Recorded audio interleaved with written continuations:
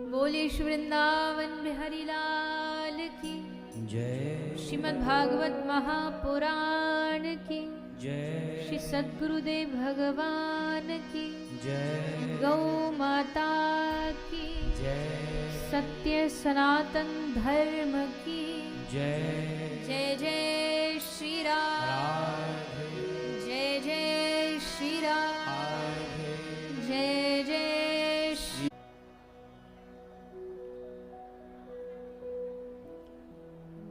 आइए चित्सार सिंधु सर्वस्व भगवान श्री राधे गोविंद के चरण कमलों का ध्यान करते हुए सभी श्रीमद् भागवत गंगा में प्रवेश करें। पधारे हुए सभी हरिभक्तों वैष्णव जनों के चरणों में व्यासपीठ की ओर से आप सभी को मेरा प्रणाम।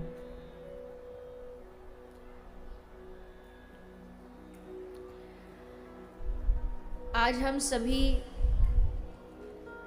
कथा के द्वितीय दिवस में प्रवेश कर रहे हैं।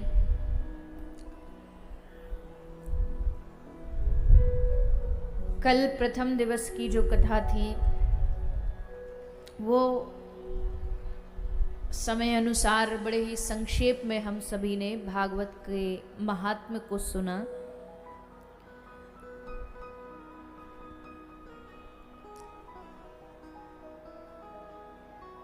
एक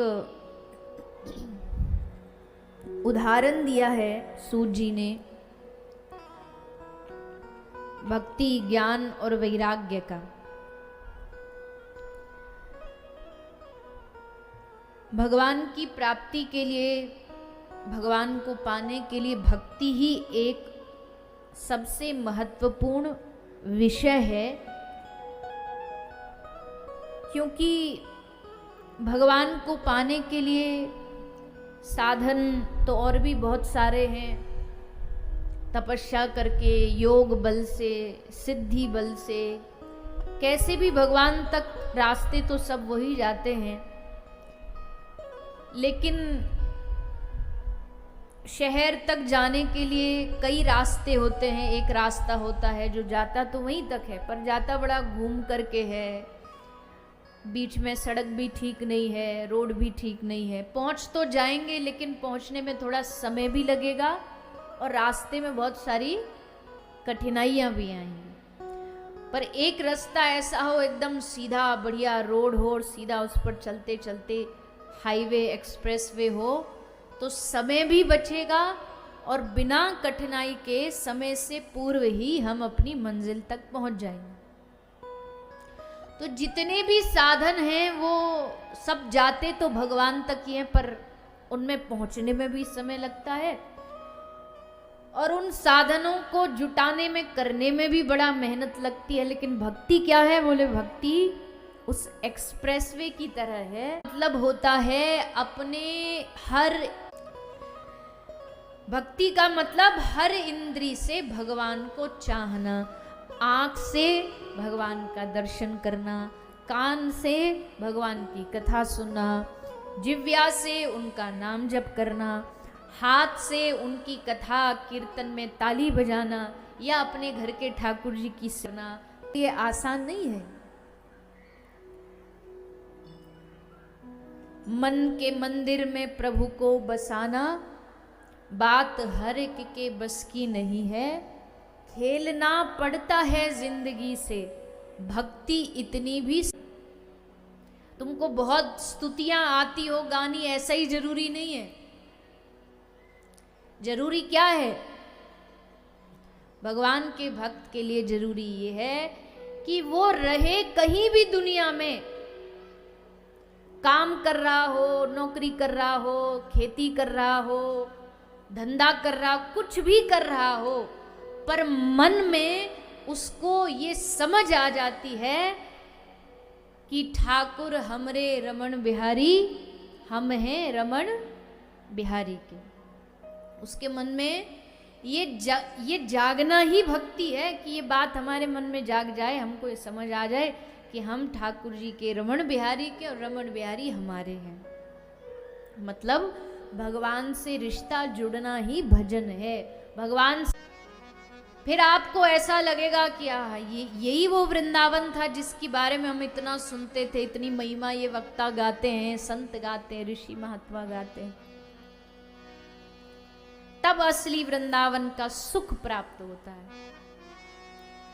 तो देवर्षि नारद जी आए थे वृंदावन में कि चलो हम भी जाते हैं। नारद जी का तो स्वभाव है ना, सारे भारत के तीर्थों में घूमते रहते हैं, तो वृंदावन भी आ गए। और वृंदावन, एक बात और है, कई लोग कहते हैं हम तीर्थ दर्शन करने जा रहे हैं। जिसको केवल तीर्थ दर्शन करने जाना, उसको वृंदावन नहीं जाना चाहिए। क्यों? बोले एक बार ये जितने भी तीर्थ है ना, भगवान ने पूरा सिस्टम बना रखा है। भगवान ने तीर्थों का एक मुख्य राजा नियुक्त कर रखा है। और तीर्थराज कौन है? तीर्थों का राजा कौन है? बताइए। है? जोर से बोलो, ऐसे नहीं। नहीं पता? तीर्थराज किसको कहते? प्रयागराज। प्रयाग को तीर्थों का राजा कहा गया है। अब जैसे हमारा कोई राजा होता है, हमारा ये जो राजा आज का नेता, तो प्रजा क्या देती है? उसको कर देती है। कर माने टैक्स देती है। सबको टैक्स देना पड़ता राजा को। तो जब तीर्थों का राजा प्रयाग हो गया, तो प्रयागराज को भी सब तीर्थों को जाके टैक्स देना होता है, कर देना होता है, भेंट देनी होती है। जिसको जो अच्छा लगता वो जाके प्रयागराज को हर समय जाके कर देते हैं, थोड़ा थोड़ा उपहार देते हैं। तो एक दिन प्रयाग गया, भगवान के पास भागे भागे। प्रयागराज ने जाके भगवान को कहा, भगवान हमको आपसे बड़ी शिकायत है। भगवान बोले, हमसे क्या शिकायत हो गई तुमको? बोले, हमको शिकायत आपसे और आपने जिसको सर पे चढ़ा रखा उससे है। ठाकुर जी ने कहा, हमने किसको सर पे चढ़ा रखा? बोला, आपका है ना वो वृंदावन, आपने उसको सर पे चढ़ा रखा है। इन महात्माओं ने उसकी प्रशंसा कर करके वृंदावन ऐसा उसको इतना सर पे चढ़ा दिया कि दुनिया के सारे तीर्थ आकर हमें प्रणाम करते हैं, उपहार देते हैं। बस अकेला ये वृंदावन है, ये नहीं आता। अब बताओ भगवान, आप ही ने तो हमको तीर्थों का राजा बनाया है, तो इसको आना नहीं चाहिए हमारे पास जैसे और सब आते हैं। इसको आके हमको प्रणाम करना चाहिए, उपहार देना चाहिए। आप बोलो इसे, आपकी बोली मानेगा। तो भगवान हंसने लगे। प्रयागराज बोला, हम शिकायत कर रहे हैं, आप हंस रहे हो? ऐसी कौन सी बात कह दी हमने हंसने वाली? भगवान ने कहा, हमको तुम्हारी बात सुन के हंसी आ रही है। हंसी इसलिए आ रही है क्योंकि ये तुम्हारी मंद बुद्धि है। क्या? प्रयागराज को कहा कि तुम ये सोचो कि हमने तुमको क्या पदवी दी? बोले, तीर्थों का राजा। तब भगवान ने कहा, हे प्रयागराज, दुनिया में जितने भी हैं, काशी, बनारस, अयोध्या, हरिद्वार, पुष्कर, ये सब तीर्थ हैं। मैंने तुमको तीर्थों का राजा बनाया, इसलिए तीर्थ आते हैं। पर हे प्रयागराज, वृंदावन तीर्थ नहीं है, वृंदावन तो मेरा अपना घर है। मैंने तुमको तीर्थों का राजा बनाया, अपने घर का राजा थोड़ी बनाया। तुम मेरे घर के राजा नहीं हो। बोले, मतलब वृंदावन तीर्थ नहीं। ठाकुर जी कहते, वृंदावन मेरा अपना घर है, मेरे घर पर किसी का राज नहीं चलेगा। वृंदावन जैसे रहना चाहे वैसा रहेगा। तो इसका मतलब कोई तीर्थ भाव से वृंदावन नहीं जाए, इस भाव से जाए कि यहाँ ठाकुर जी का अपना घर है। और जो अपने घर में कोई मुलाकात कर लेता है, देखो जब तक किसी से मुलाकात नहीं होती ना, तब तक बाहर ऑफिस में बाहर का जो काम होता है वहाँ पे मिलता है। लेकिन जब घर में मिलना शुरू हो जाए, इसका मतलब रिश्ता थोड़ा और मजबूत हो रहा है।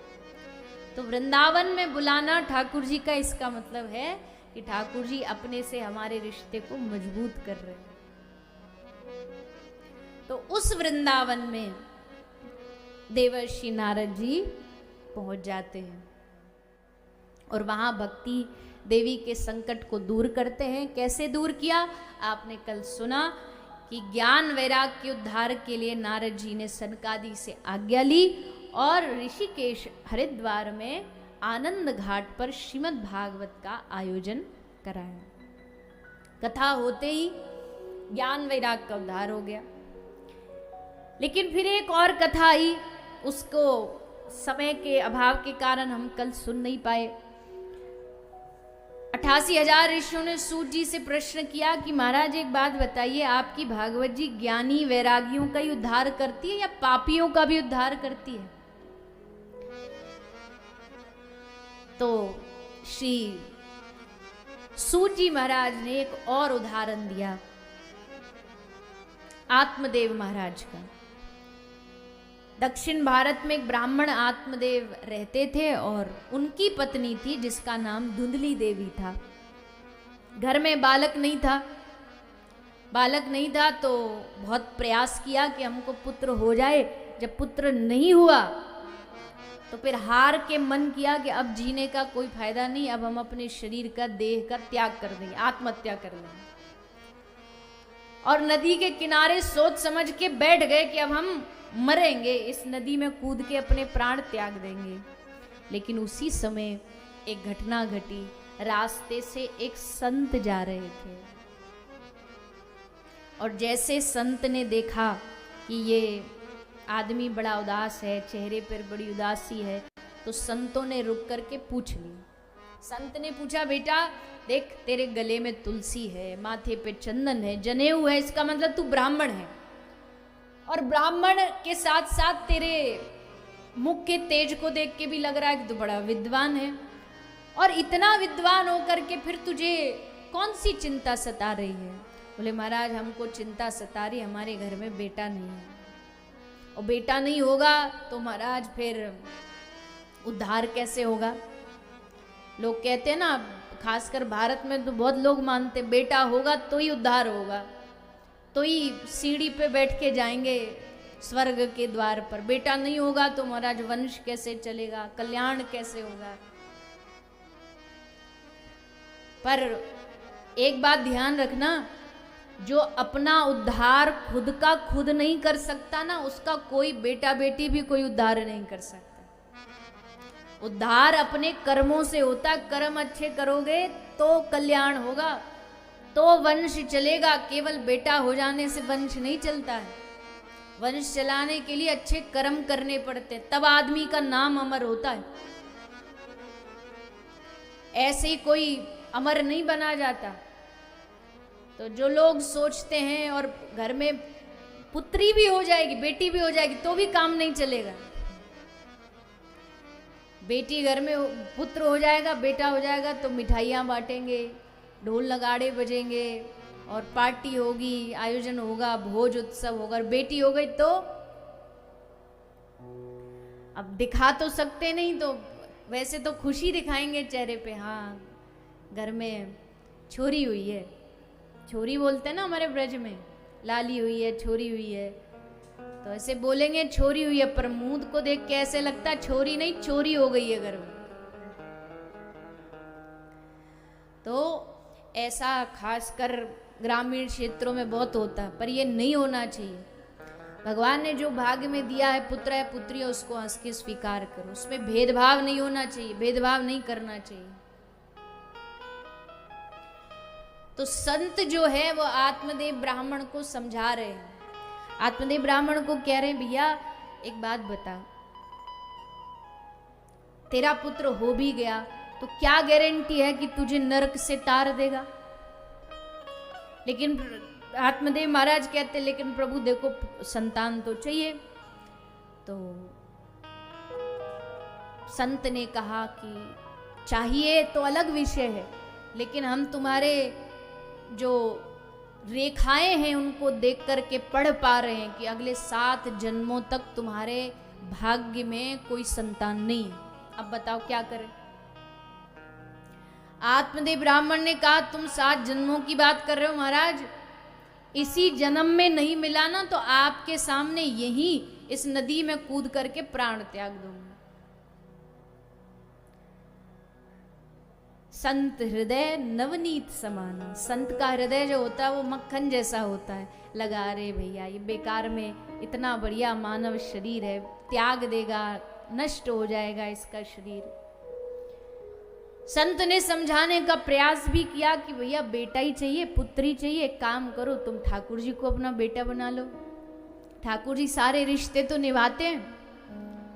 घर में कई लोग माताएं ऐसी देखी हमने, लड्डू गोपाल जी रखती है, उनको अपने बच्चे जैसा रखती है, बच्चे जैसा खिलाएंगी पिलाएंगी, नए नए कपड़ा नए नए वस्त्र पहनाएंगी। पर यह है कि स्वभाव अगर रिश्ता बनाया तो फिर पूरा ही बनाना पड़ेगा, फिर उसमें कोई दूसरा भाव नहीं। बेटा बना लिया तो बेटा, और फिर भगवान उस संबंध को निभाते भी है।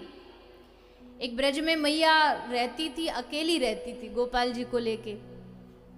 तो मैया का जब प्राणांत हुआ तो मृत्यु के समय खुद ठाकुर जी छोटे से बालक बनकर के आए मैया का दाह संस्कार करने। क्योंकि जीवन भर मैया ने हमारा संग दिया, तो अब हम कैसे छोड़ देंगे, हम अपनी जिम्मेदारी निभाएंगे।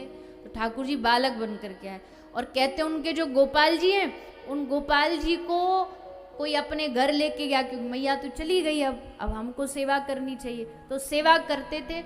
लेकिन ठाकुर जी इतने शोक में डूबे कि जब भी उनको सर पे मुकुट पहनाया जाता सुई गिरा देते नीचे।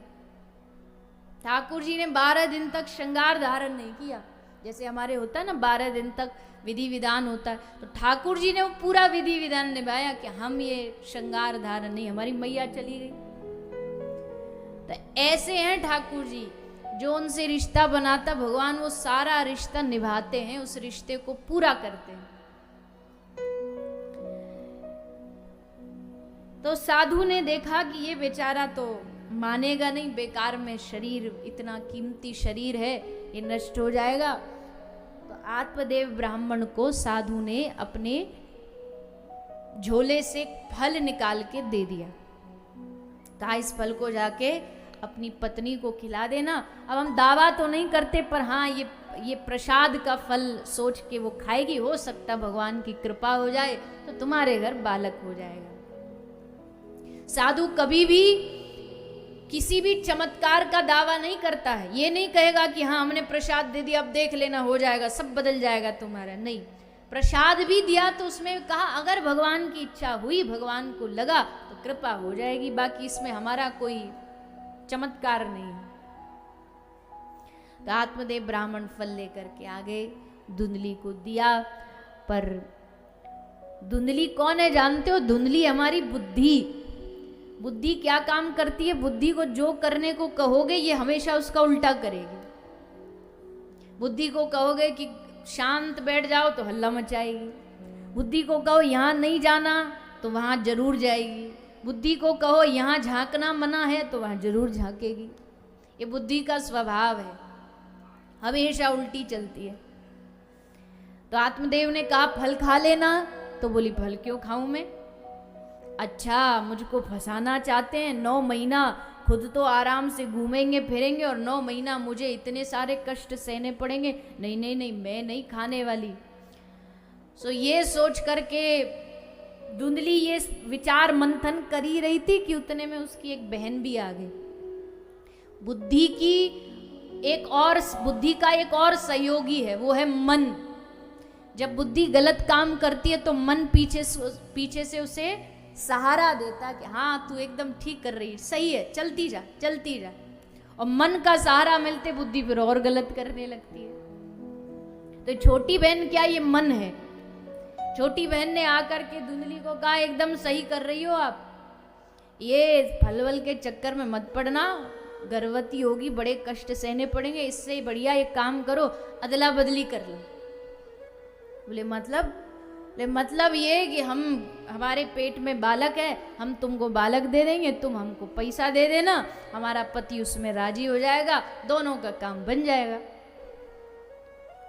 दोनों ने मिलके विचार विमर्श करके ये बात निश्चित कर ली और उस फल को खिला दिया एक गौ माता को। और फिर धुंधली की बहन से जो बालक हुआ उसका नाम रखा गया, क्या नाम रखा गया? कथा सुनी है ना, भागवत पहले भी सुनी होगी।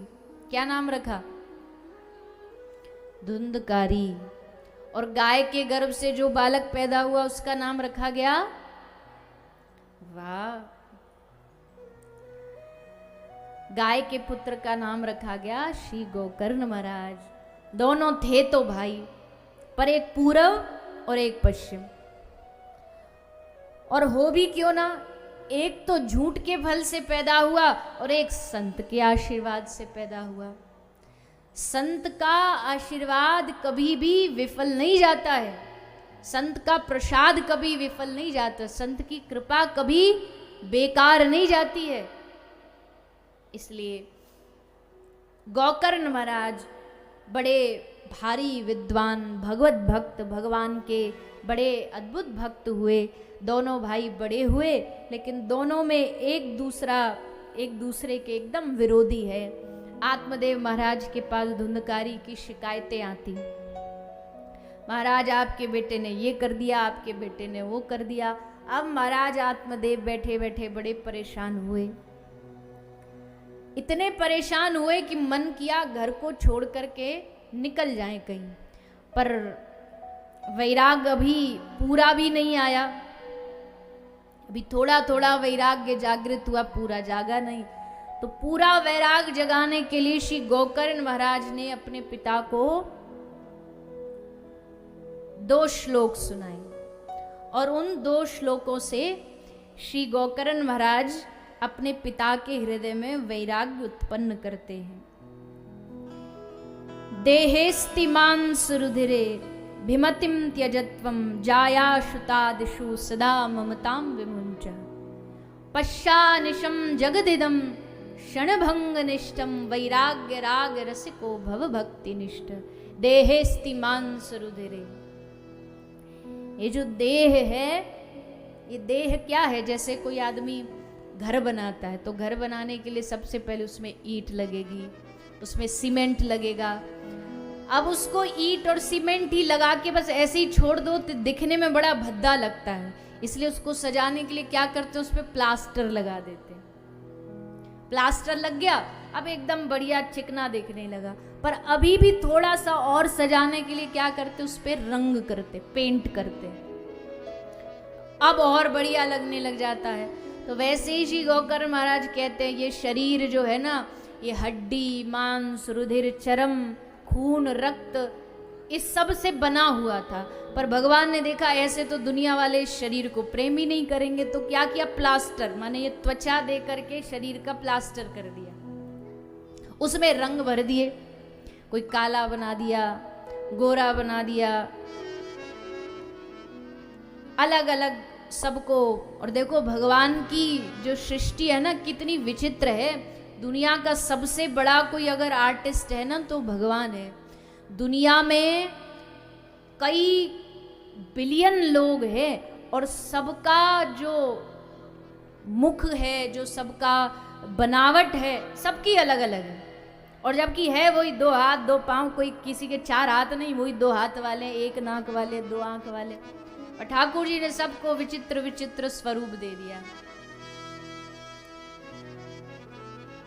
तो श्री गोकर्ण महाराज कहते, देहेस्ति मांस रुधिरे, रुधिर चर्म से बने हुए शरीर से मोह हटा के लोक धर्म को त्याग के परम धर्म का आचरण करो। संसार का आपने बहुत संग किया, पर हे पिताजी अब साधुओं का संग करो, संतों का संग करो। देखो भक्ति, जिसकी बारे में कथा के आरंभ में बात हुई ना कि भक्ति जीवन में जरूरी है, भक्ति मिलेगी कैसे? बोले भक्ति मिलेगी संतों का संग करने से। जितना संतों के सानिध्य में हम रहते हैं, उतना ही संतों की कृपा से हमारे जीवन में भक्ति भजन का प्रभाव पैदा होता है। कागा से तोहे हंस करेंगे। संतों का काम क्या होता है?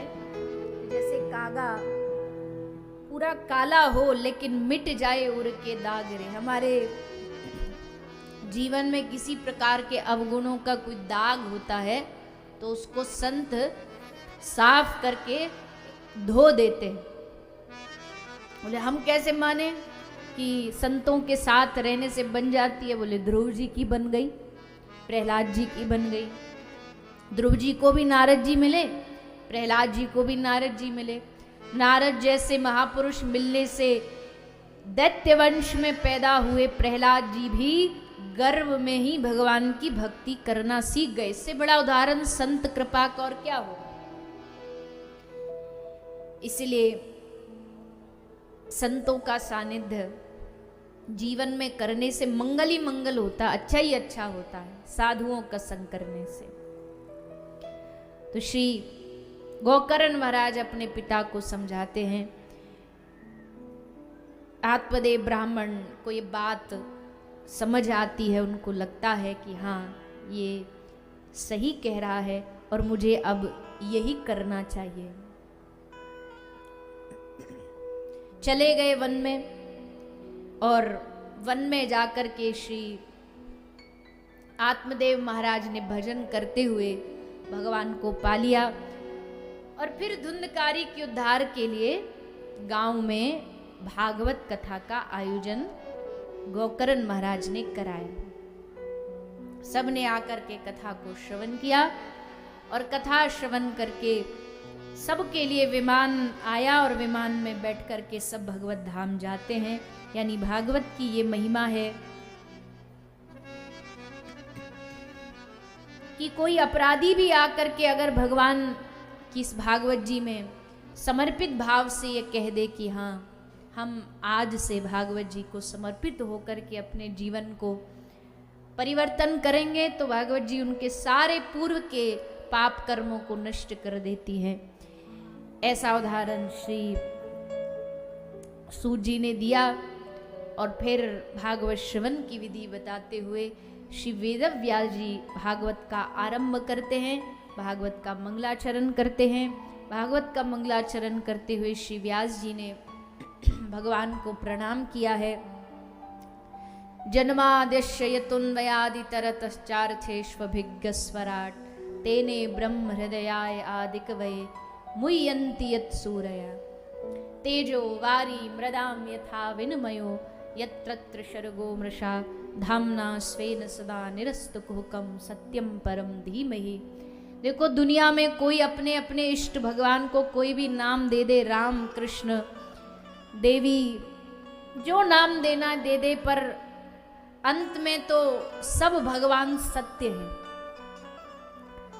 सत्य इसलिए भगवान को कहा जाता है, दुनिया में बाकी जो भी चीज आंख से दिखाई दे रही ना सब झूठी है। शरीर भी ये भी झूठा है, ये भी असत्य है।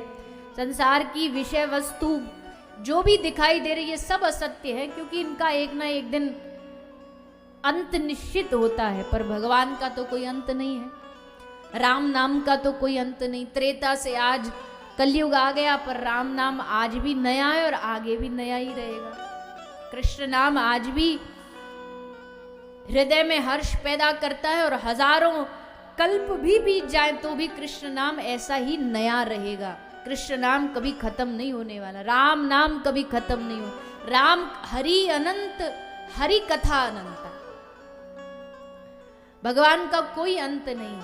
कई लोग कहते राम जी चले गए, भगवान कृष्ण भी चले, अरे गए नहीं, वो यही है। वो लीला करने के लिए थोड़ा बहुत, ये तो लीला है, भगवान की नाटक है कि आए और आकर के चले गए। ना भगवान का जन्म होता ना भगवान की मृत्यु होती है। ये लोग कहते भगवान कृष्ण को व्याध का बाण आके लगा पांव में और भगवान की मृत्यु हो गई। कई मंचों से भी मैंने ये बात सुनी कि बाण लगने से भगवान की मृत्यु और तब भगवान चले। अरे भगवान ना जन्म लेते ना मरते हैं, ये जन्म मरण का चक्कर तो हम जीवों के लिए, भगवान के लिए थोड़ी है। भगवान आदि है, भगवान अनंत है, इसीलिए भगवान को सत्य कहा है। भगवान के कृष्ण नाम, गोविंद नाम, ये सब बाद के नाम है। सबसे पहला भगवान का नाम है सत्य, तो इसलिए सत्यम परम धीमहि, ऐसे सत्य स्वरूप भगवान को व्यास जी ने प्रणाम किया। निगम कल्प तरोर गलितम फलम, ये भागवत जी जो आप सुन रहे हो क्या है? ये बहुत सारे दृष्टांत दे दे के बताया जाता है, कोई अपने भाव से कुछ बताता है, कोई कुछ बताता है। पर व्यास जी क्या कह रहे हैं, भागवत क्या है? गलितम फलम, भागवत फल है। वो भी कैसा? कच्चा कोई फल नहीं, खट्टा फल नहीं, गलितम एकदम पका हुआ फल है, मीठा फल है। और मीठा फल इसलिए है क्योंकि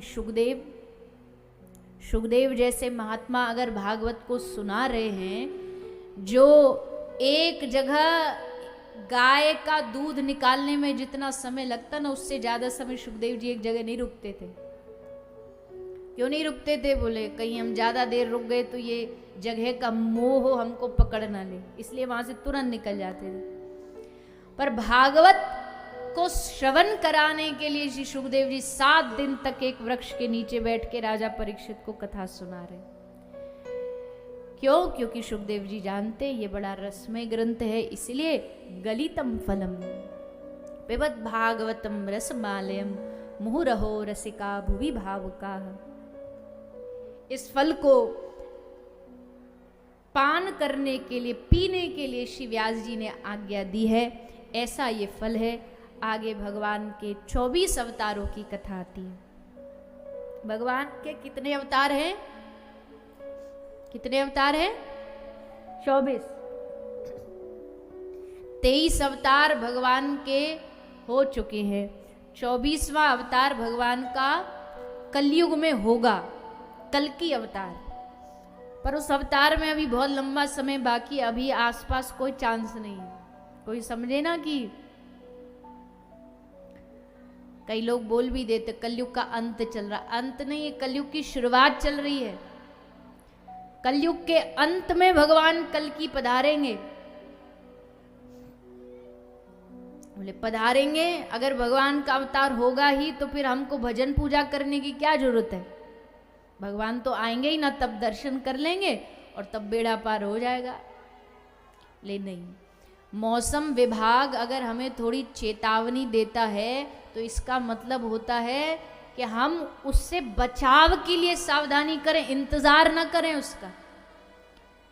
भाई आना तो है, अब हम क्या कर सकते? नहीं, हम बचाव की कोशिश करते हैं, बचाव का प्रयास करते हैं।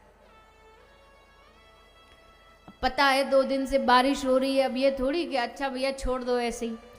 हम सब तो आ जाते हैं यहाँ आकर के 2 बजे बैठ जाते, पर जो यहाँ संभाल रहे बेचारे वो लगे रहते दिन भर, गड्ढा खोदो, बिछाई बिछाओ, रेत डलवाओ, रास्ता बनवाओ। तो अब बारिश अपना काम करेगा, मौसम अपना काम करेगा, लेकिन उसका बचाव तो हमें करना पड़ेगा ना।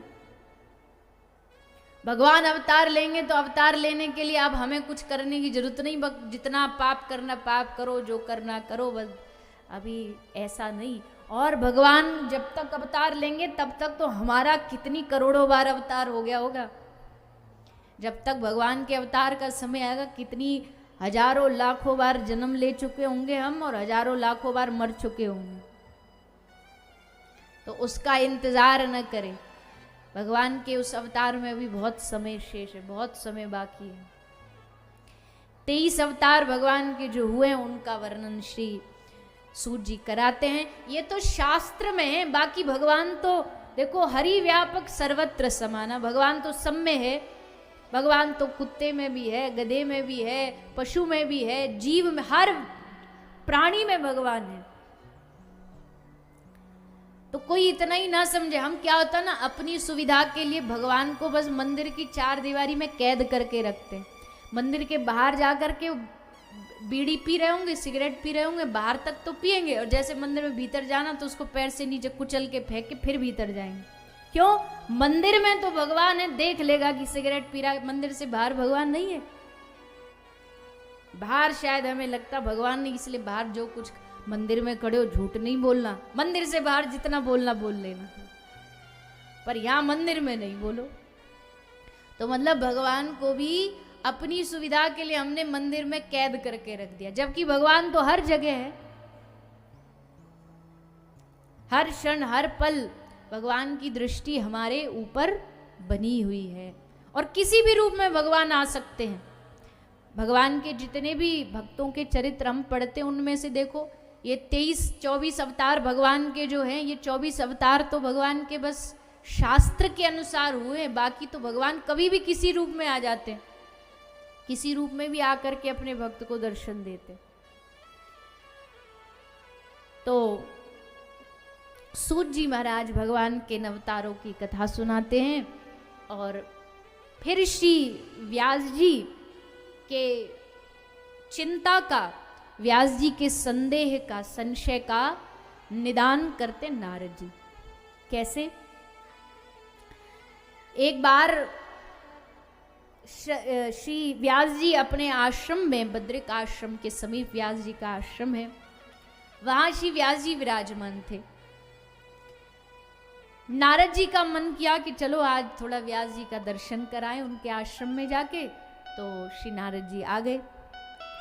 आए तो देखा कि व्यास जी के आश्रम में एक समय में जब आते थे तो बड़ी आनंद बरसता था, बड़ा उत्साह होता था, पर आज तो यहाँ चारों तरफ उदासी उदासी छाई हुई है। एक साधु जहाँ रहता है ना, जिस स्थान पर रहता है, जिस आश्रम में रहता है, मंदिर में रहता है, वन में रहता, कुटिया बना के, वो जगह का पूरा वातावरण बदल जाता है। उस स्थान पर जाने से ही समझ आ जाता है कि यहाँ कोई सिद्ध महापुरुष रहता है। पर आज तो सब कुछ उल्टा है। आज तो व्यास जी के इस आश्रम पे आकर के नारद जी को लग रहा है कि बड़ा कुछ अजीब अजीब सा यहाँ का वातावरण है। और जब व्यास जी से मिले तो देखा व्यास जी भी बड़े उदास बैठे हुए हैं, चेहरा लटका हुआ है। नारद जी ने पूछा व्यास जी से, क्या बात है, चिंता क्यों कर रहे हो, चिंता का कारण बता दीजिए। व्यास जी ने कहा, देखो नारद जी, हमको अपनी किसी बात की चिंता नहीं है, हमें अपने परिवार की चिंता नहीं है, अपने रुपया पैसा की चिंता नहीं, तो फिर किस बात की चिंता है? व्यास जी ने कहा, हमको आगे आने वाले समय की चिंता है। आगे समय बड़ा भयानक आने वाला है, समय बदलेगा, और समय बदलेगा तो हम कुछ ऐसा लिखना चाहते हैं जिसको आगे कलयुग के लोग पढ़ें तो उनके जीवन में भगवान की भक्ति का वास हो जाए। कलयुग आएगा, कलयुग में क्या क्या होगा ये तो नारद जी आप भी जानते हैं। तो हम कुछ ऐसा लिखना चाहते पर अभी समझ नहीं आ रहा क्या लिखें।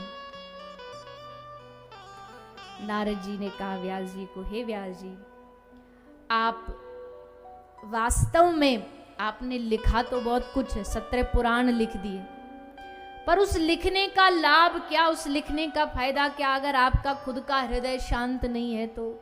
कथम बिना रोम हर्षम द्रवशात चेत सा बिना, क्या लाभ उस कथा को लिखने का जिसको पढ़ करके व्यक्ति का रोम रोम खिल ना जाए, आंखों से आंसू ना बह जाए। आपने भक्ति के बारे में तो कहीं लिखा ही नहीं, ऐसा करने से ऐसा हो जाएगा, ये करने से मनोकामना सिद्ध हो जाएगी, ये सब लिखा है आपने। ये सब पढ़ने से मन शांत नहीं होगा। मन शांत तब होगा जब आप भगवान की भक्ति का वर्णन करोगे। भक्ति भी देखो दो तरह की होती है, एक होती है सकाम भक्ति, एक होती है निष्काम भक्ति। एक भक्ति में तो मांग होती है, कर तो रहे माला, पर उस माला के बदले में भगवान से बहुत कुछ बदले में मांग भी रहे हैं, तो ये भक्ति सकाम नहीं है, ये भक्ति निष्काम नहीं, इसमें सकामता है, इसमें मांग है। पर एक भक्ति होती है निष्काम, उसमें कोई मांग नहीं होती। तो ऐसी भक्ति का वर्णन करो जिसमें कोई मांग ना हो, जिसमें कोई लेना देना ना हो भगवान से। व्यास जी बोले कैसे करें, हमारे पास तो अब भोजन बनाने के लिए सामग्री तो चाहिए, मटेरियल तो चाहिए, हमारे पास तो है ही नहीं कुछ भी। नारद जी बोले वो हम दे देंगे आपको, हमारे पास खूब अच्छा सामग्री है, तो आपको कहाँ से मिली? तो नारद जी ने बताया, पूर्व जन्म में हम एक दासों का मिलता उनकी सेवा करने का। एक चातुर्मास के लिए एक बार कुछ संत आए, तो महाराज में बैठा बैठा उनकी कथा सुनता, उनकी बातें सुनता, उनकी सेवा करता, और जो संत से जूठन प्रसादी थाली में बच जाती, मैं वहीं बैठा होता, तो संत कृपा करके थोड़ा अपना झूठा दे देते, उसको खाता, और उसको खा के मेरे भीतर भक्ति के संस्कार पैदा हो गए। संत का झूठन में भी इतनी शक्ति होती है कि वो हमारे हृदय में भक्ति प्रकट कर देते। तो नारद जी बता रहे हैं कि हम साधुओं की सेवा करते। मन इतना लग गया कि चातुर्मास बीतने पर जब वो साधु जाने लगे तो छोटे से बालक नारद जी उन साधुओं से जिद करते, हम भी आपके संग चलेंगे। संतों ने कहा, नहीं बेटा, अभी हमारे संग चलने का समय नहीं हुआ है, अभी तुम्हें थोड़ा सा अपनी माता की सेवा करो। जब माता भगवत धाम चली जाएंगी, जब तुम्हारे ऊपर कोई जिम्मेदारी नहीं रहेगी, तब तुम आ जाना हमारे पास। अब तो महाराज संत तो चले गए, पर नारद जी अब बस एक ही बात सोचते कि कब मैं साधुओं की सेवा में जाऊंगा। और फिर एक दिन आया, माता का प्राणांत हुआ और माता का देहांत होते ही श्री नारद जी निकल पड़े घर छोड़ करके वनों में उपवनों में घूमते घूमते श्री नारद जी भगवान का दर्शन करते हैं। और भगवान की कृपा से फिर अगला जन्म नारद जी को मिला ब्रह्मा जी से। ब्रह्मा जी जब सृष्टि का निर्माण कर रहे थे तो सृष्टि के आरंभ में ब्रह्मा जी ने नारद जी को प्रकट किया। और प्रकट करके क्या दिया नारद जी को? एक तो दी वीणा, कहा इसको जा जा के पूरे ब्रह्मांड में नारायण नाम का प्रचार करो, जहां जाओ वहीं नारायण नारायण नारायण। ने उन 4 श्लोकों को विस्तार करके 18,000 श्लोकों का निर्माण करके श्रीमद् भागवत का प्रागट्य किया, इसकी रचना की। भागवत की रचना हो गई। भागवत की रचना होते ही श्री व्यास जी बड़े प्रसन्न हुए। अब कोई ऐसा हमने ग्रंथ लिखा जिसमें भक्ति के बारे में बताया गया। अब व्यास जी को लगा कि अब इसका प्रचार कौन करे, तो मन में नाम आया सुखदेव। सुखदेव जी को, वो कल आपने कथा सुनी, वो तो जन्म लेते ही भाग गए। नाभि नाड़ी नाभि छेदन हो, इसकी भी इंतजार नहीं कि खुद ही पकड़ के उस नाभि नाड़ी को फेंक के भाग गए जंगल में, कहीं माया ना पकड़ ले। एक क्षण भी रुके तो माया में पकड़ लेगी, तो वो भला क्यों वापस आएगा। लेकिन फिर व्यास जी को लगा नहीं, भागवत जी के श्लोकों में शक्ति है सुखदेव को लाने की। अपने शिष्यों को कहा, जाओ जंगल में जहां सुखदेव बैठा ध्यान कर रहा हो वहीं जाके श्लोक सुना देना। तो शिष्य जंगल में जाते और जहां सुखदेव जी ध्यान अवस्था में बैठे वहीं जाकर के भागवत जी के श्लोकों का पाठ सुना रहे हैं। और भागवत जी में भी 10वां स्कंद, 10वें स्कंद में भी वेणुगीत, और वेणुगीत के 2 श्लोकों का पाठ श्री शिष्यों ने सुखदेव जी के सामने किया। ये 2 श्लोक में क्या था? एक श्लोक में भगवान के रूप की महिमा थी और दूसरे श्लोक में भगवान के स्वभाव की महिमा थी। और ये 2 ही चीज तो होती है जिसको देख करके आदमी का मन आकर्षित होता। पहला तो रूप, किसी का रूप देख करके अरे भैया ये बड़े सुंदर दिखते हैं, बड़े बढ़िया दिखते हैं। लेकिन सुंदर दिखने से लाभ क्या? अगर उनका स्वभाव अच्छा नहीं हो तो भी कोई मामला फिर गड़बड़ हो जाएगा। तो स्वरूप भी बढ़िया चाहिए और स्वभाव भी बढ़िया चाहिए। और ऐसा दुनिया में कौन है जिसका स्वरूप भी बढ़िया हो और स्वभाव भी बढ़िया हो? कौन है? ऐसे तो एकमात्र हमारे ठाकुर जी हैं, जिनका स्वरूप जितना सुंदर है उससे कई गुना सुंदर उनका स्वभाव है। बिहारी जी जितने बाहर से सुंदर हैं, उनका हृदय उतना और भी ज्यादा सुंदर है। बड़े भोले भाले हैं, बड़े भक्तों का मन रखने वाले हैं। बिहारी जी में जो बार बार पर्दा लगाते हैं ना, सब लोग आप गए तो होगे बांके बिहारी जी, तो वो भगवान का स्वभाव देख के ही पर्दा लगाया जाता, पहले नहीं लगाया जाता था। पहले जब गोस्वामी गणों से पहले जो हरिदास संप्रदाय है उसके जो आचार्य थे वो सेवा किया करते थे बांके बिहारी जी की। लेकिन उसके बाद जब ग्रस्त धर्मियों के पास ये सेवा आई तो उनके साथ एक घटना ऐसी घटी कि करौली की एक रानी थी, वो जब बिहारी जी के दर्शन करने गई तो मन ही मन उसने निवेदन किया कि बिहारी जी हमको तो यहाँ हर बार आना करौली से यहाँ थोड़ा मुश्किल पड़ जाता है, एक काम। वृंदावन से निकल भी गए करौली, जैसे तैसे फिर बिहारी जी को लाया गया वापस। और जहां जहां से लाए रास्ते में फिर एक दिन भरतपुर रुके, वहां भी आज बांके बिहारी जी का मंदिर है। फिर वृंदावन वापस आए। तो तब से फिर पुजारियों ने सोचा कि ये तो बड़ा टेढ़ा भगवान, बड़ा खतरनाक भगवान है, कब निकल जाए किसके संग क्या पता। तो ज्यादा इनका किसी से कनेक्शन नहीं जुड़ना चाहिए। ज़्यादा नज़रों से नज़रें नहीं मिलनी चाहिए, क्योंकि नज़रों से नज़रें मिली तो कोई भक्त ने कहा आज करौली ले गए, कल कोई इनको अमेरिका भी ले जाएगा। अब करौली से तो जैसे तैसे ले आए, पर वहाँ से भाव में सीरियस होकर के किसी से बात कर रहे हैं, सोई कनेक्शन तोड़ दो, पर्दा लगा दो। ज़्यादा बात ही नहीं होंगी तो जाने का कोई चांस ही नहीं है। इतने में तो आपस में बातें हो ही रही होंगी कि पर्दा लग जाएगा तो बात अधूरी रह जाएगी, इसलिए फिर पर्दा लगाने लगे। अभी बिहारी जी का स्वभाव ही तो है कि कब जो जहां बुलाए वो वहां चलने को तैयार हो जाते। स्वभाव भी इसमें और स्वरूप भी इसमें। पर्दा लगाने का एक भाव ये भी है कि कहीं कोई ज्यादा देर तक टकटकी लगा के हमारे बिहारी जी को देख के नजर ना लगा दे, इसलिए नजर से बचाने के लिए भी पर्दा लगा देते हैं। तो स्वरूप भी और स्वभाव भी दोनों ही बिहारी जी के पर्दा लगाने के इस भाव में छुपा हुआ है। तो स्वरूप बरहा पीरम नटवर वपुः कर्णयो कर्णिकारम विभ्रदवासः कनक कपिशम वैजयंतीम च मालाम। कान में सुंदर कनेर के फूल हैं, गले में कौस्तुभ मणि है, सर पर मोर मुकुट है, और श्री ठाकुर जी का ये सुंदर स्वरूप, इसका वर्णन जब शिष्यों ने किया तो सुखदेव जी को एकदम करंट लगा कि ये कौन है भैया, इतना सुंदर स्वरूप वाला। अब श्याम भी है और सुंदर भी है, बांका भी है और बिहारी भी है। बांका मतलब टेढ़ा भी कोई और सुंदर भी हो, ये दोनों कॉम्बिनेशन बनते नहीं ना, या तो कोई टेढ़ा ही होगा या कोई सुंदर ही होगा, पर ठाकुर जी के साथ दोनों ही हैं। श्याम भी हैं, काले भी हैं और सुंदर भी हैं, बांके भी हैं और बिहारी भी हैं।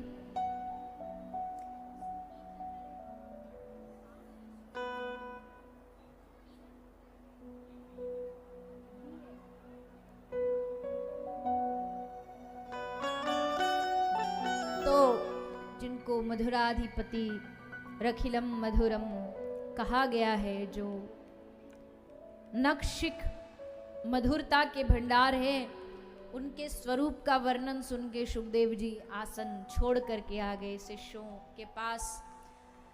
शिष्यों ने आकर के श्री सुखदेव जी को कहा कि आपको अगर इसी प्रकार के और श्लोक सुनने हैं तो चलो श्री व्यास जी के पास।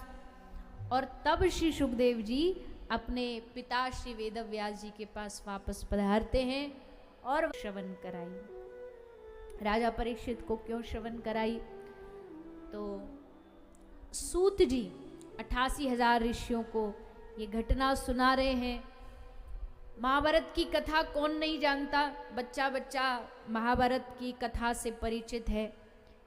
सबने इस महाभारत की कथा को या तो कहीं सुना होगा या टीवी पर देखा होगा।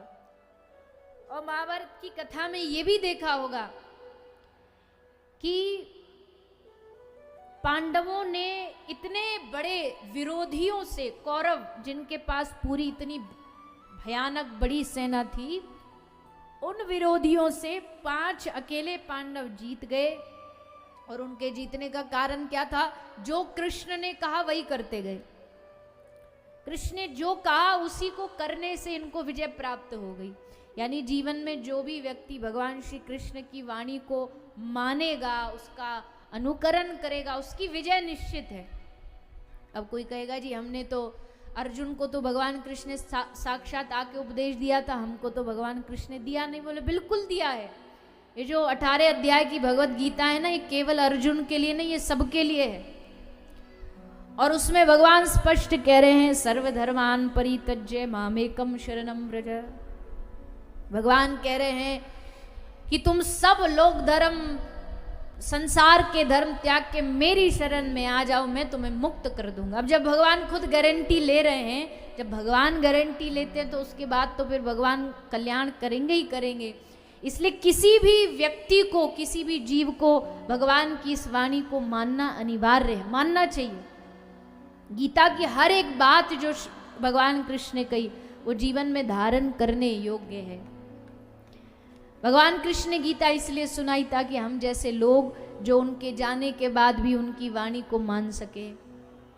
भैया ये जो जल पिला रहे हैं ना, पानी, ये बैठ जाइए। अब जब भजन हो बीच में जब ही पिलाया करो, कथा के बीच में नहीं, नहीं तो कथा में व्यवधान होता। बैठ जाए सभी, आगे कोई भजन होगा, प्रसंग होगा, तब आप सब जल पिलाएं। तो हुआ क्या, बोले भगवान कृष्ण की बात मानने का परिणाम ये हुआ कि सब विपत्ति व्याधाओं को पार करके आज परिणाम ये है कि दुर्योधन पड़ा है युद्ध भूमि में मरणासन, और कौरव अपने घर में आराम से अपने शिविर में बैठे हैं। लेकिन दुर्योधन को अभी भी शांति कहाँ है। जाते जाते भी बस मन में एक ही भाव है कि कैसे ना कैसे इन पांडवों को मार के जाऊं। अब पांडवों को कैसे मार सकते हैं, एक अंतिम आशा बची, और वो था गुरु द्रोणाचार्य का बेटा अश्वत्थामा। अश्वत्थामा ने आकर के दुर्योधन को ऐसी ऐसी बात कही कि दुर्योधन में भी जोश आ गया, और आकर के बोला ठीक है जाओ, पांडवों को मार करके मेरे सामने लेकर आओ। अश्वत्थामा गया पांडवों को मारने, लेकिन हुआ ऐसा कि पांडव भगवान कृष्ण के साथ गंगा स्नान के लिए गए। पीछे से 5 बालक है और उन 5 बालक के सर काट करके ले आया। हत्या और ब्रह्म हत्या का तो कोई पश्चाताप भी नहीं है, इसलिए इसको मारना धर्म नहीं है, इसको छोड़ दो। अब जिसके खुद के बालक मरे वो ही कह रहा है छोड़ दो, तो फिर इसके बाद तो कोई प्रश्न ही नहीं बचता इसको दंड देने का। हाँ, भगवान कृष्ण ने कहा ऐसे भी छोड़ना ठीक नहीं, तो इसका थोड़ा अपमान करके इसको यहां से भगा दिया जाए। तो अश्वत्थामा की मणि निकाल करके उसको अपमानित करके वहां से भगा दिया गया। किंतु अश्वत्थामा के मन में क्रोधाग्नि जलने लगी कि इन पांडवों ने मेरा अपमान किया, अब देखो इनके आगे आने वाले वंश को नष्ट कर दूंगा। 5 बालक तो मार ही दिए, बस एक बच्चा और इस वंश को आगे बढ़ाने वाला उत्तरा के घर में, उसको भी मार डालूंगा। और उत्तरा के घर में ब्रह्मास्त्र इसने छोड़ दिया। ब्रह्मास्त्र आते ही घबराती हुई उत्तरा द्वारिकाधीश श्री कृष्ण की शरण में गई, क्योंकि जानती है हम अगर अपने परिवार वालों के, संसार वालों के पास जाएंगे तो सारा समय ऐसे ही मांगने में, सहायता मांगने में व्यर्थ चला जाएगा। इससे अच्छा जो एक ही पुकार में सबकी पुकार सुन लेता उसके पास चलो ना। तो उत्तरा इधर उधर ना भटक करके सीधा भगवान श्री कृष्ण के पास गए, जाकर के निवेदन किया, पाहि पाहि महायोगिन देव देव जगतपते, हे प्रभु मेरी रक्षा करो। भगवान जानते हैं इनके घर में भगवान का बड़ा सुंदर एक भक्त पल रहा है। तो भगवान जब अवतार भी लेते हैं ना, तो गर्भ में भगवान को जाना नहीं पड़ता 9 महीना। वो मलमूत्र भरे उस गर्भ में भगवान क्यों जाएंगे, लेकिन आज अपने भक्त की रक्षा के लिए भगवान उस गर्भ में भी प्रवेश करते हैं। उस गर्भ में श्री ठाकुर जी जाते हैं, और जाकर के गर्भ में कौन था उत्तरा के, इस कथा के श्रोता राजा परीक्षित। ब्रह्मास्त्र प्रहार के कारण राजा परीक्षित की मृत्यु हो चुकी थी, लेकिन भगवान ने जाकर के इनको अपने सुदर्शन चक्र से ब्रह्मास्त्र काटते हुए इनको पुनः जीवित कर दिया, जीवन दान दिया। उत्तरा बड़ी प्रसन्न हुई, हमारा इतना बड़ा संकट भगवान द्वारिकाधीश ने हर लिया। इसके बाद कथा आती है, यहाँ पर सब पांडव मिलकर के भगवान से जाने से पहले भगवान सबको मौका देते हैं, भैया जिसको जो जो मांगना, जो जो चाहिए मांग लो। सब मांगते हैं, कोई भक्ति, कोई विषय मांगता है। और बुआ कुंती भगवान से मांगती हैं, विपदः सन्तु न शश्वत् तत्र तत्र जगद्गुरो भवतो दर्शनम यशात् अपुनर्भव दर्शनम। दुनिया मांगती है सुख संपत्ति घर आवे, कष्ट मिटे तन का, भगवान सुख दे दो, संपत्ति दे दो, वैभव दे दो। पर बुआ एकदम उल्टा मांग रही हैं कि भगवान सारे सुख छीन लो हमसे। क्या दे दो, दुख दे दो, विपत्तियां दे दो। भगवान बोले, बुआ क्या बात कर रही हो आप, दुनिया में कोई है ऐसा पागल जो दुख मांगता होगा? बुआ कुंती कहती हैं प्रभु ये आवरण दुख का है, पर असल में मैं आपकी याद मांग रही हूं। नाम दुख का है, याद कैसे? बोले जब दुख आता है तो भगवान की बड़ी अच्छी याद आती है ना, संकट पड़ते ही तुरंत भगवान के सामने पहुंच जाएंगे, प्रभु हमें बचा लो, प्रभु हमारी रक्षा कर लो। तो बुआ कुंती कहती है मैं दुख नहीं मांग रही, असल में मैं आपकी याद मांग रही हूँ। कम से कम दुखों के सहारे आपकी याद, आपका स्मरण होता रहे तो दुख थोड़ी है, वो तो दुनिया का सबसे बड़ा सुख है। भगवान बुआ की मांग से बड़े प्रसन्न हुए। वाह बुआ, आपने जो मांगा आज तक किसी के पास ये हिम्मत नहीं कि भगवान से दुख मांगे। बुआ आपकी इच्छा सदैव पूरी हो और आपको मेरी प्राप्ति हो, ऐसा आशीर्वाद दे करके भगवान वापस जा तो रहते द्वारिका पर, वापस लौट आए, नहीं गए। अब जब नहीं गए तो सबको लग रहा है कि शायद भगवान हमारे कारण नहीं गए। द्रौपदी को लग रहा है भगवान को हमसे प्रेम है इसलिए नहीं गई, सुभद्रा को लग रहा है कि हमारे भाई हैं, हमारे कारण इनका मन ये होगा बहन के साथ और रुकूं इसलिए नहीं गए। कुंती बुआ को लग रहा है शायद हमारे कारण नहीं गए, हमने इतनी अच्छी मांग की भगवान से इसलिए खुश होकर के नहीं गए। पर असल में भगवान किसके लिए नहीं गए जानते हैं?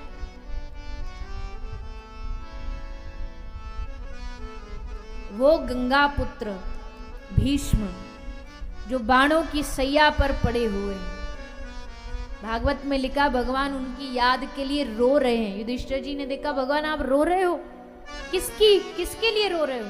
तब भगवान ने बताया ये धर्मराज हमें आज पितामह भीष्म की याद आ रही है, आज हमारा मन कर रहा है दादा भीष्म का दर्शन करने। इस व्यक्ति ने भले ही पक्ष लिया हो दुर्योधन का, उस पक्ष में जाकर के युद्ध लड़ा हो, लेकिन असल में युद्ध का एक ही उद्देश्य था कि सामने जब हमारे भगवान रथ पर खड़े रहेंगे तो हम बस दूसरे विरोधी पक्ष में खड़े होकर के भगवान बैठे हुए रथ में उनका दर्शन करते रहेंगे बस। इसलिए भगवान कहते हैं कि पितामह ने विरोधी पक्ष चुना है।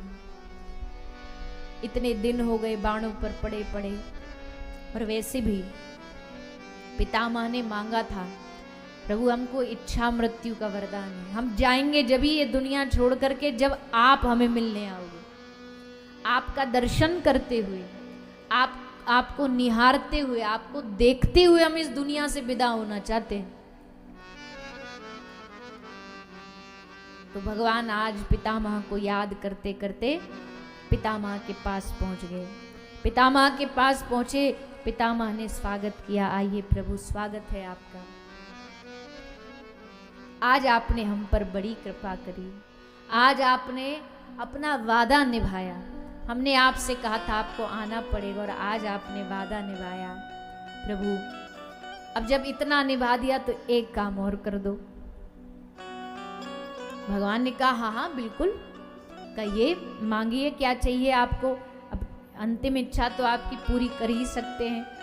ले प्रभु हमारी अंतिम इच्छा ये है, हर माता पिता की इच्छा होती है कि जाने से पहले अपने बच्चों को सुरक्षित कहीं ना कहीं सेटल कर जाएं, उनका ब्याह शादी हो जाए, कमाने लग जाएं।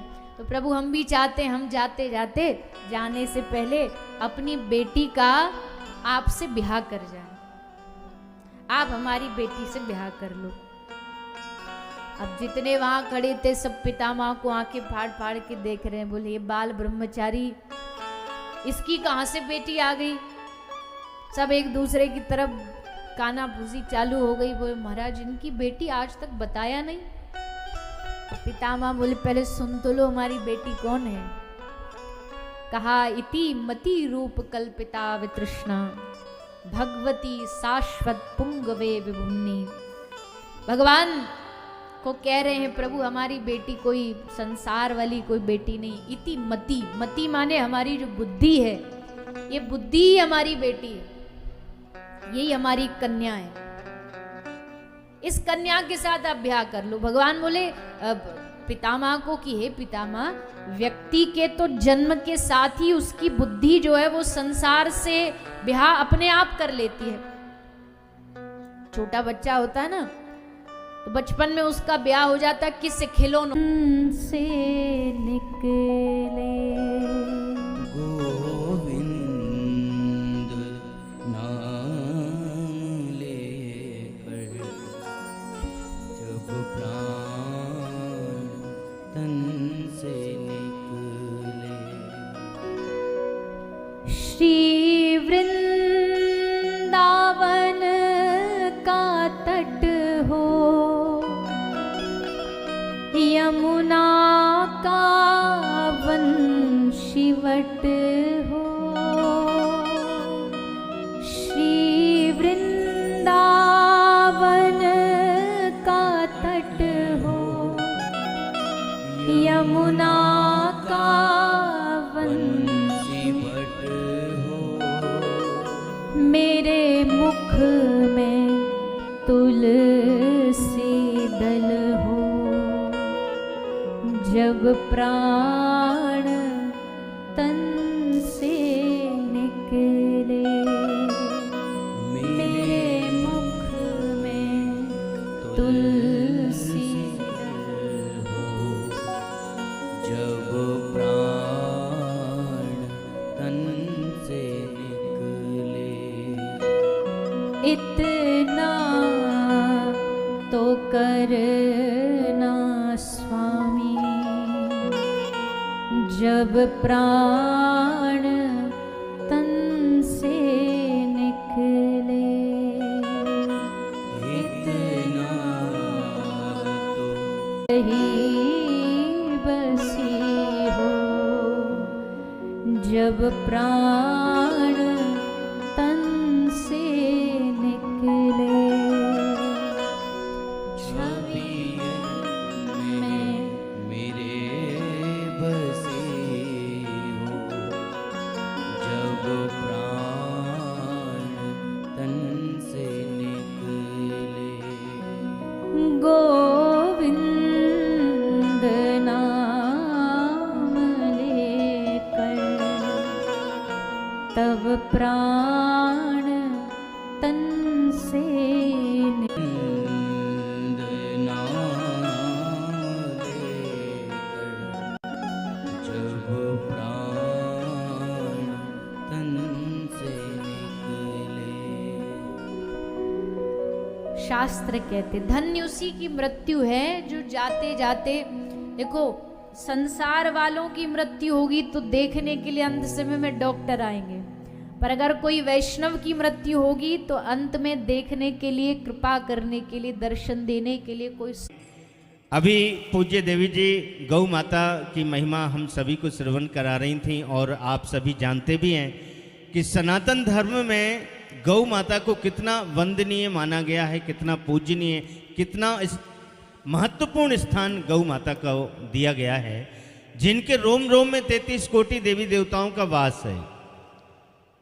यानी केवल गौ माता की पूजा करने से, वंदना, साधना, आराधना करने से हमें 33 कोटि देवी देवताओं का पावन आशीर्वाद प्राप्त होता है। गौ माता एक जीवंत मंदिर है और निश्चय ही वो परम सेवा धाम है, वो पावन स्थान, वो अस्पताल जो कि पूज्य देवी जी के पावन सानिध्य में ब्रज की ही धरती पर होडल हरियाणा की पवित्र धरा से संचालित है, और पूर्णतः ये अस्पताल निःशुल्क समर्पित है ऐसे बीमार गौवंशों के लिए।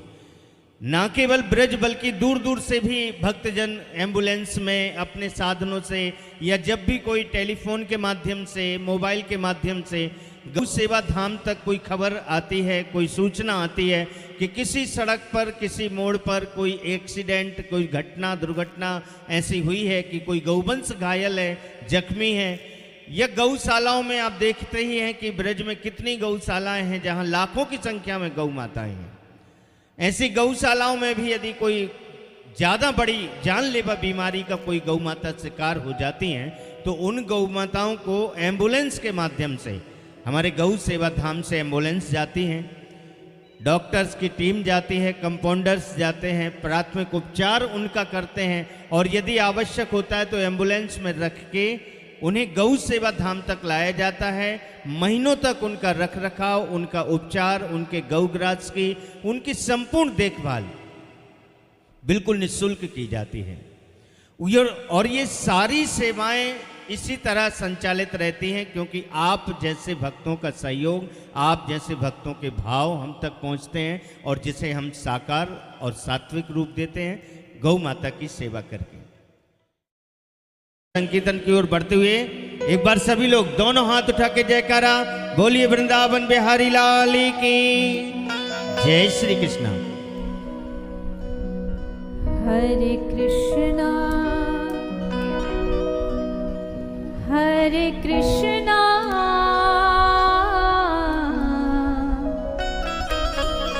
कृष्णा कृष्णा हरे हरे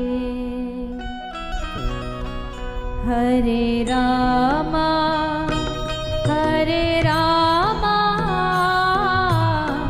रामा राम हरे हरे हरे कृष्ण कृष्ण हरे हरे हरे राम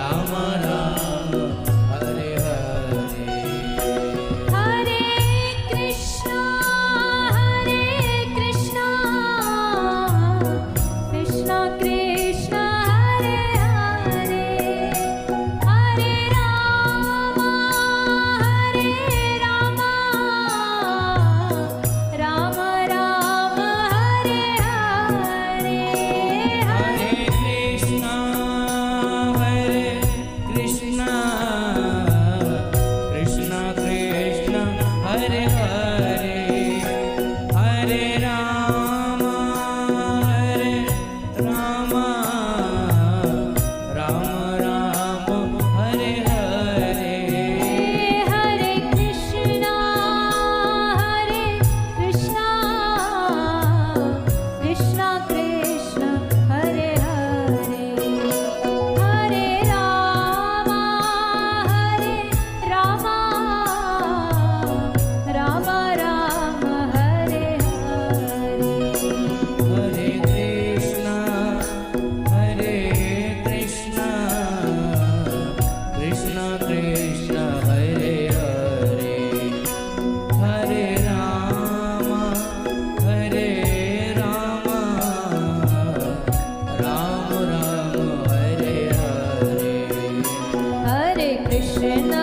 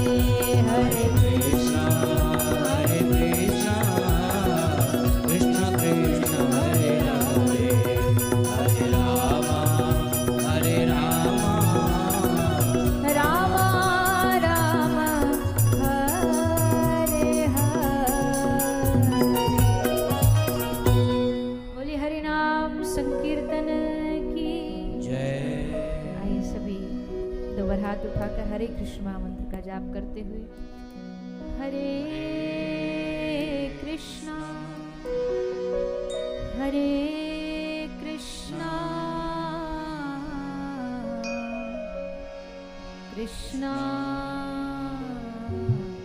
कृष्णा हरे हरे हरे राम हरे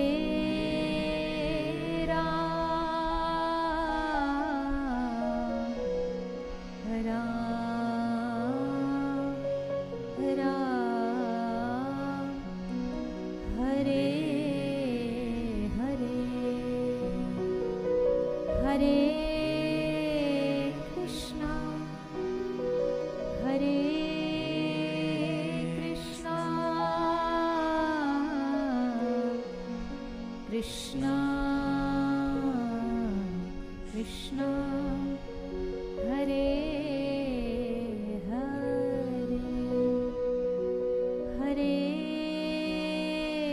राम हरे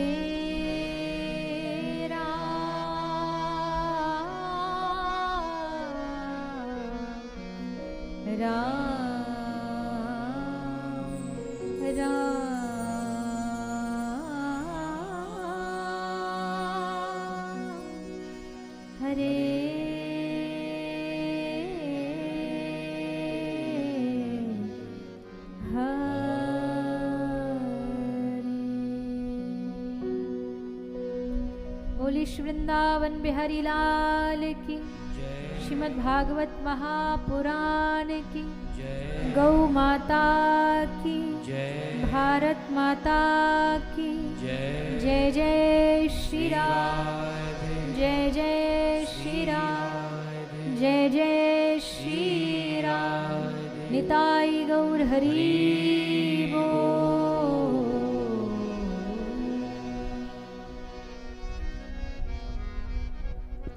जय श्री राधे। हम सभी ने द्वितीय दिवस की पावन कथा का रसास्वादन किया। सभी विश्राम आरती का दर्शन करेंगे, उसके बाद ही प्रस्थान करेंगे। पंडाल में उपस्थित सभी भक्तजनों से निवेदन है अपने यथास्थान पर खड़े हो जाएं, अपने मन हृदय में विराजे। बांके बिहारी जी का सभी ध्यान और सुमरन करते हुए, सभी ताली सेवा करते हुए आरती का आनंद लेंगे। एक बार सभी लोग दोनों हाथ उठा के जयकारा बोलिए वृंदावन बिहारी लाल की, श्री राधा रानी सरकार की जय। श्री कृष्णा जय गौ माता। ओम ज्वालामालिन्ये नमः रत्नेश्वर्यै नमः सर्वोपचारार्थगन्धक्षतपुष्पाणिं समर्पयामि। ओम चंद्रमा मनसो जातचक्षुः सूर्यो अजायता श्रोत्रात् वायुश्रवणास्य मुखादग्निरजायता। श्री बांके बिहारी तेरी आरती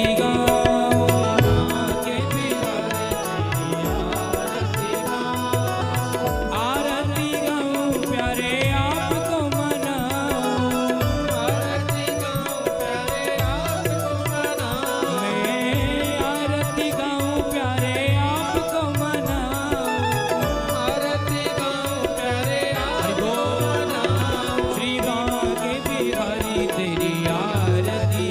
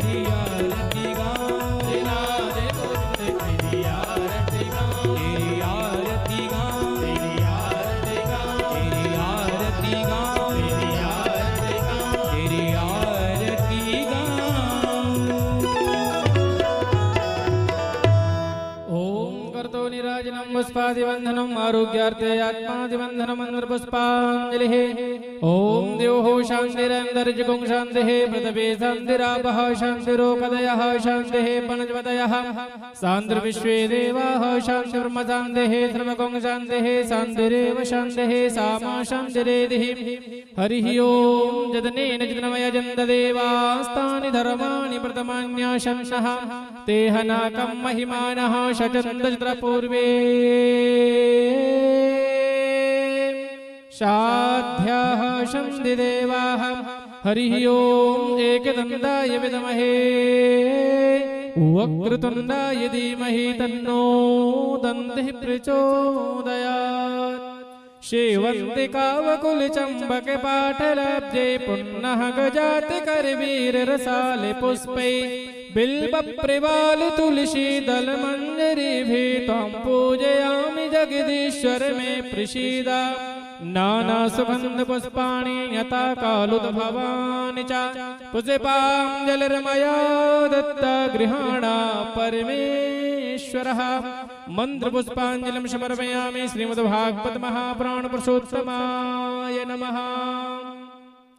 बोलिए भागवत महापुराण की, वृंदावन बिहारी लाल की, व्यास जी महाराज की, सुखदेव जी महाराज की, राधा रानी सरकार की, सदगुरुदेव भगवान की, श्री राधे गोविंद सरकार की, श्री राधे श्याम सुंदर भगवान की, गौ माता की, गौ सेवा धाम की, धर्म की अधर्म का प्राणियों में विश्व का सत्य सनातन धर्म की, गौ माता की, गौ माता की, गौ माता की जय जय श्री राधे, जय जय श्री राधे, जय जय श्री राधे श्याम निताई गौर हरि बोल। नमः नमः पार्वती पतये हर हर हर महादेव शंभो।